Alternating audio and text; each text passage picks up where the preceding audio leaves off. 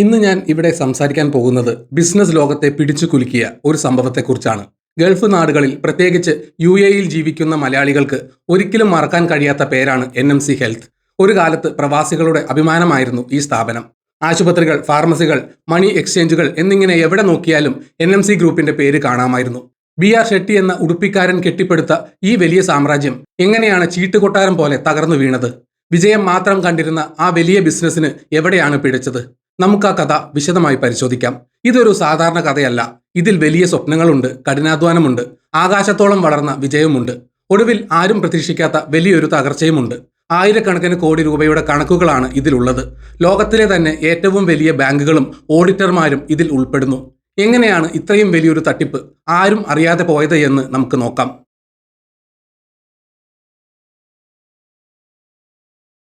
ഈ കഥ തുടങ്ങുന്നത് 1973-ലാണ്. കർണാടകയിലെ ഉടുപ്പിയിൽ നിന്നുള്ള BR ഷെട്ടി എന്ന യുവാവ് അബുദാബിയിൽ വിമാനമിറങ്ങുന്നു. കയ്യിൽ ആകെ ഉണ്ടായിരുന്നത് വെറും $8 മാത്രം. അന്നത്തെ കണക്കിൽ ഏകദേശം 7 ദിർഹം. വലിയ സ്വപ്നങ്ങൾ മാത്രമായിരുന്നു അദ്ദേഹത്തിന്റെ കൈമുതൽ. നാട്ടിൽ ഫാർമസിസ്റ്റായി ജോലി ചെയ്തിരുന്ന അദ്ദേഹം UAE-യിൽ എത്തിയത് എന്തെങ്കിലും ജോലി കണ്ടുപിടിക്കാം എന്ന പ്രതീക്ഷയിലാണ്. ആദ്യകാലത്ത് അദ്ദേഹം മരുന്ന് കമ്പനിയുടെ ഒരു മെഡിക്കൽ റെപ്രസെന്റേറ്റീവായി ജോലി ചെയ്തു. കഠിനാധ്വാനിയായിരുന്നു ഷെട്ടി. ആശുപത്രികൾ തോറും കയറി ഇറങ്ങി മരുന്ന് വിറ്റു. ഡോക്ടർമാരെ പരിചയപ്പെട്ടു. ഈ സമയത്താണ് അദ്ദേഹം ഒരു കാര്യം ശ്രദ്ധിച്ചത്. അക്കാലത്ത് അബുദാബിയിൽ നല്ല ആശുപത്രികൾ കുറവായിരുന്നു. സാധാരണക്കാർക്ക് താങ്ങാൻ പറ്റുന്ന ചിലവിൽ ചികിത്സ കിട്ടാൻ ബുദ്ധിമുട്ടായിരുന്നു. ഇവിടെയാണ് ഷെട്ടി ഒരു അവസരം കണ്ടത്. 1975-ൽ അദ്ദേഹം സ്വന്തമായി ഒരു ക്ലിനിക്ക് തുടങ്ങി. ന്യൂ മെഡിക്കൽ സെന്റർ അഥവാ NMC എന്നായിരുന്നു അതിന്റെ പേര്. വളരെ ചെറിയൊരു തുടക്കമായിരുന്നു അത്. അദ്ദേഹത്തിന്റെ ഭാര്യ ഡോക്ടർ ചന്ദ്രകുമാരി മാത്രമായിരുന്നു അവിടെ ഉണ്ടായിരുന്ന ഏക ഡോക്ടർ. ഷെട്ടി തന്നെയായിരുന്നു അവിടെയെല്ലാം. റിസപ്ഷനിസ്റ്റായും മാനേജറായും ക്ലീനറായും അദ്ദേഹം ജോലി ചെയ്തു. രോഗികളോട് അദ്ദേഹം വളരെ സ്നേഹത്തോടെ പെരുമാറി. അങ്ങനെ NMC പതിയെ വളരാൻ തുടങ്ങി. NMC-യുടെ വളർച്ച അത്ഭുതകരമായിരുന്നു. ക്ലിനിക് വലുതായി ആശുപത്രിയായി മാറി. അബുദാബിയിൽ നിന്ന് ദുബായിലേക്കും ഷാർജയിലേക്കും മറ്റ് എമിറേറ്റുകളിലേക്കും അത് വ്യാപിച്ചു. സാധാരണക്കാർക്ക് കുറഞ്ഞ ചിലവിൽ ചികിത്സ നൽകുക എന്നതായിരുന്നു അവരുടെ ലക്ഷ്യം. മലയാളികൾ ഉൾപ്പെടെയുള്ള പ്രവാസികൾ NMC-യെ ഇരുകൈയും നീട്ടി സ്വീകരിച്ചു. പക്ഷേ ഷെട്ടി അവിടെ നിർത്തിയില്ല. അദ്ദേഹം ബിസിനസ് വിപുലീകരിക്കാൻ തീരുമാനിച്ചു. പ്രവാസികൾക്ക് നാട്ടിലേക്ക് പണം അയക്കാൻ അക്കാലത്ത് വലിയ ബുദ്ധിമുട്ടായിരുന്നു. ബാങ്കുകളിൽ വലിയ ക്യൂ നിൽക്കണം. ഇതിന് പരിഹാരമായി 1980-ൽ അദ്ദേഹം UAE എക്സ്ചേഞ്ച് തുടങ്ങി.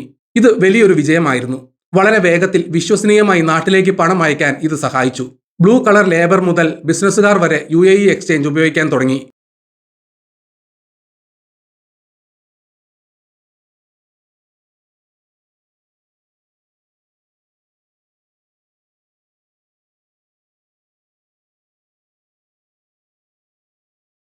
പിന്നീട് അദ്ദേഹം മരുന്ന് നിർമ്മാണ രംഗത്തേക്ക് കടന്നു. 2003-ൽ നിയോഫാർമ എന്ന കമ്പനി തുടങ്ങി. അബുദാബിയിൽ സ്വന്തമായി മരുന്ന് നിർമ്മിക്കുന്ന ഫാക്ടറി അദ്ദേഹം സ്ഥാപിച്ചു.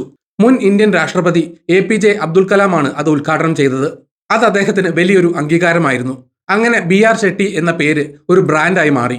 ഹോസ്പിറ്റാലിറ്റി, വിദ്യാഭ്യാസം, റീറ്റെയിൽ തുടങ്ങി പല മേഖലകളിലേക്കും അദ്ദേഹം കടന്നു ചെന്നു. ബുർജ് ഖലീഫയിൽ 2 നിലകൾ സ്വന്തമായി വാങ്ങി അദ്ദേഹം വാർത്തകളിൽ ഇടം നേടി.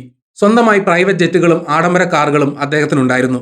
ഇന്ത്യയിലെയും UAE-യിലെയും ഭരണാധികാരികളുമായി അദ്ദേഹത്തിന് നല്ല ബന്ധമുണ്ടായിരുന്നു. NMC-യുടെ ചരിത്രത്തിലെ ഏറ്റവും പ്രധാനപ്പെട്ട നിമിഷം 2012-ലാണ് സംഭവിച്ചത്. ലോകത്തിലെ തന്നെ ഏറ്റവും വലിയ ഓഹരി വിപണികളിൽ ഒന്നായ ലണ്ടൻ സ്റ്റോക്ക് എക്സ്ചേഞ്ചിൽ ലിസ്റ്റ് ചെയ്യാൻ NMC തീരുമാനിച്ചു. ഗൾഫ് മേഖലയിൽ നിന്ന് ഒരു ഹെൽത്ത് കെയർ കമ്പനി ആദ്യമായിട്ടായിരുന്നു അവിടെ എത്തുന്നത്. അതൊരു വലിയ നേട്ടമായിരുന്നു. ഇന്റർനാഷണൽ ഇൻവെസ്റ്റേഴ്സ് NMC-യിൽ പണം മുടക്കാൻ തുടങ്ങി. കമ്പനിയുടെ വില കുതിച്ചു കയറി. 2017-ൽ NMC ഹെൽത്ത് FTSE 100 എന്ന പട്ടികയിൽ ഇടം നേടി. ലണ്ടൻ സ്റ്റോക്ക് എക്സ്ചേഞ്ചിലെ ഏറ്റവും മൂല്യമുള്ള 100 കമ്പനികളിൽ ഒന്നായി NMC മാറി. ഇത് BR ഷെട്ടിയുടെ കീർത്തി വാനോളം ഉയർത്തി. ഏകദേശം $10 ബില്യൺ അഥവാ 80,000 കോടി രൂപയോളം കമ്പനിക്ക് മൂല്യമുണ്ടായി. ഷെട്ടി ഇന്ത്യയിലെ ഏറ്റവും വലിയ ധനികരിൽ ഒരാളായി മാറി. ഫോബ്സ് മാഗസിൻ അദ്ദേഹത്തെ ശതകോടീശ്വരനായി പ്രഖ്യാപിച്ചു. ലോകം മുഴുവൻ അദ്ദേഹത്തെ ആദരിച്ചു. പല അവാർഡുകളും അദ്ദേഹത്തെ തേടിയെത്തി. NMC എന്ന പേര് കേട്ടാൽ ലാഭം എന്നായിരുന്നു അർത്ഥം. ഓഹരി വിപണിയിൽ NMC-യുടെ ഷെയർ വാങ്ങാൻ ആളുകൾ മത്സരിച്ചു. എല്ലാം ഭദ്രമാണെന്ന് എല്ലാവരും വിശ്വസിച്ചു. പക്ഷേ ഈ വിജയത്തിന് പിന്നിൽ വലിയൊരു ചതി ഒളിഞ്ഞിരിപ്പുണ്ടായിരുന്നു. അത് പുറത്തു കൊണ്ടുവന്നത് അമേരിക്കയിലെ ഒരു ഇൻവെസ്റ്റ്മെന്റ് കമ്പനിയാണ്. മഡി വാട്ടേഴ്സ് എന്നായിരുന്നു അവരുടെ പേര്. കാഴ്സൺ ബ്ലോക്ക് എന്നയാളാണ് ഇതിന്റെ തലവൻ. ഇവർ സാധാരണ നിക്ഷേപകരല്ല. ഇവർ ഷോർട്ട് സെല്ലേഴ്സ് ആണ്. അതായത് ഒരു കമ്പനിയുടെ ഓഹരി വില കുറയുമെന്ന് ബെറ്റുവെക്കുന്നവർ. 2019 ഡിസംബർ 17-ാം തീയതി മഡി വാട്ടേഴ്സ് ഒരു റിപ്പോർട്ട് പുറത്തുവിട്ടു. അത് വലിയൊരു ബോംബ് സ്ഫോടനം പോലെയായിരുന്നു. NMC ഹെൽത്തിന്റെ കണക്കുകൾ കള്ളമാണെന്ന് അവർ ആ റിപ്പോർട്ടിൽ പറഞ്ഞു. ഇത് വിശ്വസിക്കാൻ കഴിയാത്തത്ര മനോഹരമാണ് എന്നായിരുന്നു അവരുടെ പരിഹാസം. NMC പുറത്തുവിടുന്ന ലാഭക്കണക്കുകൾ സത്യമല്ലെന്നും അവർക്ക് വലിയ കടമുണ്ടെന്നും മഡി വാട്ടേഴ്സ് ആരോപിച്ചു. പ്രധാനമായും 3 കാര്യങ്ങളാണ് അവർ പറഞ്ഞത്. 1, NMC അവരുടെ കടം കുറച്ച് കാണിക്കുന്നു. 2, അവരുടെ കയ്യിലുള്ള പണം അഥവാ ക്യാഷ് ബാലൻസ് പെരുപ്പിച്ച് കാണിക്കുന്നു. 3, അവർ നടത്തുന്ന പല ഇടപാടുകളും സുതാര്യമല്ല. NMC ആശുപത്രികൾ വാങ്ങിയ വിലയിൽ വലിയ കൃത്രിമമുണ്ടെന്നും അവർ പറഞ്ഞു. ആദ്യം NMC ഈ ആരോപണങ്ങളെ പുച്ഛിച്ചു തള്ളി. ഇതൊക്കെ നുണയാണെന്നും കമ്പനിയെ തകർക്കാൻ വേണ്ടിയുള്ള ശ്രമമാണെന്നും അവർ പറഞ്ഞു. BR ഷെട്ടി മാധ്യമങ്ങൾക്ക് മുന്നിൽ വന്ന് എല്ലാം നിഷേധിച്ചു. തങ്ങളുടെ കണക്കുകൾ കൃത്യമാണെന്നും ലോകത്തിലെ ഏറ്റവും മികച്ച ഓഡിറ്റർമാരായ ഏണസ്റ്റ് ആൻഡ് യങ് ആണ് അത് പരിശോധിച്ചതെന്നും അവർ അവകാശപ്പെട്ടു. എന്നാൽ നിക്ഷേപകർക്ക് ഭയം തോന്നി തുടങ്ങി. NMCയുടെ ഷെയർ വില കുറയാൻ തുടങ്ങി. ബാങ്കുകൾ സംശയത്തോടെ നോക്കാൻ തുടങ്ങി. സമ്മർദ്ദം കൂടിയപ്പോൾ NMC ഒരു സ്വതന്ത്ര അന്വേഷണത്തിന് ഉത്തരവിട്ടു. ഇതിനായി മുൻ FBI ഡയറക്ടർ ലൂയിസ് ഫ്രീ നയിക്കുന്ന ഒരു സംഘത്തെ അവർ ഏൽപ്പിച്ചു. അന്വേഷണം തുടങ്ങിയപ്പോൾ ഞെട്ടിക്കുന്ന വിവരങ്ങളാണ് പുറത്തു വന്നത്. NMCയുടെ ബോർഡ് ഓഫ് ഡയറക്ടേഴ്സ് അറിയാതെ വലിയ സാമ്പത്തിക ഇടപാടുകൾ നടന്നിട്ടുണ്ട്. കമ്പനിയുടെ CEO ആയിരുന്ന പ്രശാന്ത് മങ്ങാട്ടിനെതിരെ സംശയങ്ങൾ ഉയർന്നു. 2020 ഫെബ്രുവരിയിൽ പ്രശാന്ത് മങ്ങാട്ടിനെ കമ്പനി പുറത്താക്കി. PR ഷെട്ടിയും ബോർഡിൽ നിന്ന് മാറി നിന്നു. 2020 മാർച്ച് മാസം ആയപ്പോഴേക്കും NMCയുടെ തകർച്ച പൂർണ്ണമായി. അന്വേഷണത്തിൽ കണ്ടെത്തിയത് ഭീകരമായ സത്യങ്ങളായിരുന്നു.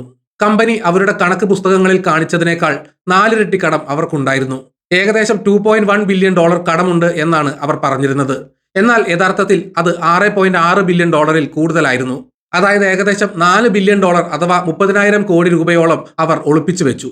എങ്ങനെയാണ് ഇത്രയും വലിയ തുക അവർ ഒളിപ്പിച്ചത്? ഇതിനായി അവർ സപ്ലൈ ചെയിൻ ഫിനാൻസിംഗ് എന്നൊരു വിദ്യ ഉപയോഗിച്ചു. മരുന്ന് കമ്പനികൾക്ക് പണം കൊടുക്കാനുണ്ട് എന്ന് പറഞ്ഞ് ബാങ്കുകളിൽ നിന്ന് ലോൺ എടുക്കും. പക്ഷേ ഈ പണം മരുന്ന് കമ്പനികൾക്കല്ല പോകുന്നത്. അത് ഷെട്ടിയുടെയും കൂട്ടാളികളുടെയും സ്വന്തം കമ്പനികളിലേക്കാണ് പോയിരുന്നത്. 2 സെറ്റ് കണക്ക് പുസ്തകങ്ങൾ അഥവാ ഡബിൾ ബുക്ക് കീപ്പിംഗ് അവർ സൂക്ഷിച്ചിരുന്നു. ബാങ്കുകളെയും ഓഡിറ്റർമാരെയും കാണിക്കാൻ ഒരു കണക്ക്, യഥാർത്ഥത്തിലുള്ളത് വേറൊരു കണക്ക്. വ്യാജ ഇൻവോയ്സുകൾ ഉണ്ടാക്കി അവർ ബാങ്കുകളെ പറ്റിച്ചു. Bank of Baroda, Abu Dhabi commercial bank, HSBC തുടങ്ങിയ വമ്പൻ ബാങ്കുകളിലെല്ലാം ഈ തട്ടിപ്പിൽ പെട്ടുപോയി. ഏറ്റവും കൂടുതൽ പണം നഷ്ടമായത് അബുദാബി കൊമേഴ്ഷ്യൽ ബാങ്കിനാണ്. ഏകദേശം $981 മില്യൺ അഥവാ 7,000 കോടി രൂപയാണ് അവർക്ക് കിട്ടാനുണ്ടായിരുന്നത്. ബാങ്ക് ഓഫ് ബറോഡ തുടങ്ങിയ ഇന്ത്യൻ ബാങ്കുകൾക്കും വലിയ തുക നഷ്ടമായി. സത്യം പുറത്തായതോടെ ലണ്ടൻ സ്റ്റോക്ക് എക്സ്ചേഞ്ച് NMCയുടെ ഓഹരികൾ സസ്പെൻഡ് ചെയ്തു. നിക്ഷേപകരുടെ പണം മുഴുവൻ നഷ്ടമായി. 2020 ഏപ്രിൽ മാസത്തിൽ NMC ഹെൽത്ത് അഡ്മിനിസ്ട്രേഷനിൽ പോയി. അതായത് കമ്പനി പാപ്പരായെന്ന് ഔദ്യോഗികമായി പ്രഖ്യാപിച്ചു. ലണ്ടൻ കോടതി കമ്പനിയുടെ ഭരണം അഡ്മിനിസ്ട്രേറ്റർമാരെ ഏൽപ്പിച്ചു. BR ഷെട്ടി ഈ സമയത്ത് UAE വിട്ട് ഇന്ത്യയിലേക്ക് പോയി. താൻ നിരപരാധിയാണെന്നും ഉദ്യോഗസ്ഥർ തന്നെ ചതിച്ചതാണെന്നും അദ്ദേഹം പറഞ്ഞു. താനൊന്നും അറിഞ്ഞില്ല എന്നാണ് അദ്ദേഹം വാദിച്ചത്. തന്റെ ഒപ്പ് പലരും വ്യാജമായി ഇട്ടു എന്നും അദ്ദേഹം പറഞ്ഞു. എന്നാൽ ബാങ്കുകളും കോടതിയും ഇത് വിശ്വസിച്ചില്ല. UAE എക്സ്ചേഞ്ചിന്റെ പ്രവർത്തനവും നിലച്ചു. പ്രവാസികൾക്ക് പണം അയക്കാൻ കഴിയാതായി. ഷെട്ടിയുടെ ഉടമസ്ഥതയിലുള്ള ഫിനാബ്ലർ എന്ന കമ്പനിയും തകർന്നു. ഒരു ദിവസം കൊണ്ട് എല്ലാം ഇല്ലാതായി. ആയിരക്കണക്കിന് ജീവനക്കാരുടെ ഭാവി അനിശ്ചിതത്വത്തിലായി. ബാങ്കുകൾ വെറുതെ ഇരുന്നില്ല. അവർ ഷെട്ടിക്കെതിരെ കേസ് കൊടുത്തു. UAEയിലും UKയിലും ഇന്ത്യയിലും കേസുകൾ വന്നു. ഷെട്ടിയുടെ ആസ്തികൾ മരവിപ്പിക്കാൻ കോടതി ഉത്തരവിട്ടു. വേൾഡ് വൈഡ് ഫ്രീസിംഗ് ഓർഡർ വന്നു. അതായത് ലോകത്തെവിടെയുമുള്ള ഷെട്ടിയുടെ സ്വത്തുക്കൾ വിൽക്കാനോ കൈമാറ്റം ചെയ്യാനോ പാടില്ല. ഇന്ത്യൻ ഏജൻസികളായ എൻഫോഴ്സ്മെന്റ് ഡയറക്ടറേറ്റ്, ED, CBI എന്നിവരും അന്വേഷണം തുടങ്ങി. ഷെട്ടിയുടെ ബാംഗ്ലൂരുവിലെയും ഉടുപ്പിയിലെയും വീടുകളിൽ റെയ്ഡ് നടന്നു. അദ്ദേഹത്തിന് രാജ്യം വിട്ടു പോകാൻ കഴിയില്ലെന്ന് കോടതി പറഞ്ഞു. ഒരു കാലത്ത് പ്രൈവറ്റ് ജെറ്റിൽ പറന്നു നടന്നിരുന്ന മനുഷ്യൻ ഇന്ന് യാത്ര ചെയ്യാൻ പോലും കഴിയാതെ ബുദ്ധിമുട്ടുകയാണ്. അഡ്മിനിസ്ട്രേറ്റർമാർ കമ്പനിയുടെ സ്വത്തുക്കൾ വിൽക്കാൻ തുടങ്ങി. NMCയുടെ ആശുപത്രികൾ ലാഭത്തിലായിരുന്നു പ്രവർത്തിച്ചിരുന്നത്. അത് മാത്രമാണ് ആശ്വാസമായത്. ആശുപത്രികളുടെ പ്രവർത്തനം മുടങ്ങിയില്ല. അബുദാബി കൊമേഴ്ഷ്യൽ ബാങ്കിന്റെ നിയന്ത്രണത്തിലുള്ള NMC ഹെൽത്ത് കെയർ നിലവിൽ പുതിയ ഉടമസ്ഥരെ തേടുകയാണ്. ഈ തട്ടിപ്പ് ഒറ്റ രാത്രി കൊണ്ടുണ്ടായതല്ല. വർഷങ്ങളായി ഇത് നടന്നുകൊണ്ടിരിക്കുകയായിരുന്നു. ബാങ്കുകളിൽ നിന്ന് ലോൺ എടുക്കാൻ വേണ്ടി അവർ വരുമാനം കൂട്ടിക്കാണിച്ചു. ഇല്ലാത്ത ലാഭമുണ്ടെന്ന് വരുത്തി തീർത്തു. ഷെട്ടിയുടെ സ്വകാര്യ ആവശ്യങ്ങൾക്കും മറ്റ് ബിസിനസ്സുകൾക്കും വേണ്ടി NMCയുടെ പണം ഉപയോഗിച്ചു. ബോർഡ് ഓഫ് ഡയറക്ടേഴ്സ് ഇത് അറിഞ്ഞില്ല എന്നതാണ് അത്ഭുതം. ഓഡിറ്റർമാരായ ഏണസ്റ്റ് ആൻഡ് യങ്ങിനെതിരെ വലിയ വിമർശനം നേരിട്ടു. അവർ എങ്ങനെ ഈ കള്ളക്കണക്കുകൾ അംഗീകരിച്ചു എന്ന ചോദ്യം ഉയർന്നു. ഇപ്പോൾ ഏണസ്റ്റ് ആൻഡ് യങ്ങിനെതിരെയും വലിയ കേസുകൾ നടക്കുന്നുണ്ട്. പ്രശാന്ത് മങ്ങാട്ട് ഉൾപ്പെടെയുള്ള ഉന്നത ഉദ്യോഗസ്ഥർ UAE വിട്ടു. അവർക്കെതിരെ ഇന്റർപോൾ നോട്ടീസുണ്ട്. ബാങ്കുകൾക്ക് കിട്ടാനുള്ള പണത്തിന്റെ ചെറിയൊരു ഭാഗം മാത്രമേ തിരിച്ചു കിട്ടാൻ സാധ്യതയുള്ളൂ. ഇന്ന് NMC ഹെൽത്ത് പഴയ NMC അല്ല. അത് പുതിയ രൂപത്തിൽ പ്രവർത്തിക്കുന്നു. എന്നാൽ BR ഷെട്ടി എന്ന വ്യക്തിയുടെ സാമ്രാജ്യം പൂർണ്ണമായും അസ്തമിച്ചു. 50 വർഷം കൊണ്ട് അദ്ദേഹം ഉണ്ടാക്കിയതെല്ലാം 5 മാസം കൊണ്ട് ഇല്ലാതായി. വിശ്വാസമാണ് ബിസിനസിന്റെ അടിത്തറ. ആ വിശ്വാസം തകർത്താൽ പിന്നെ തിരിച്ചുവരവില്ല. ഷെട്ടി ഒരുപാട് നല്ല കാര്യങ്ങൾ ചെയ്തിട്ടുണ്ട്. UAEയിലെ ആരോഗ്യ മേഖലയിൽ അദ്ദേഹം വലിയ മാറ്റങ്ങൾ കൊണ്ടുവന്നു. ഒരുപാട് പേർക്ക് ജോലി നൽകി, പലരെയും സഹായിച്ചു.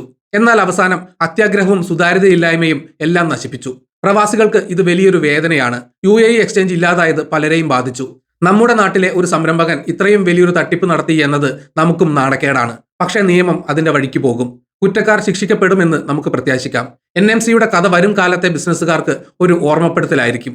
വളരാം, പക്ഷേ അത് നേരായ വഴിയിലൂടെ ആയിരിക്കണം.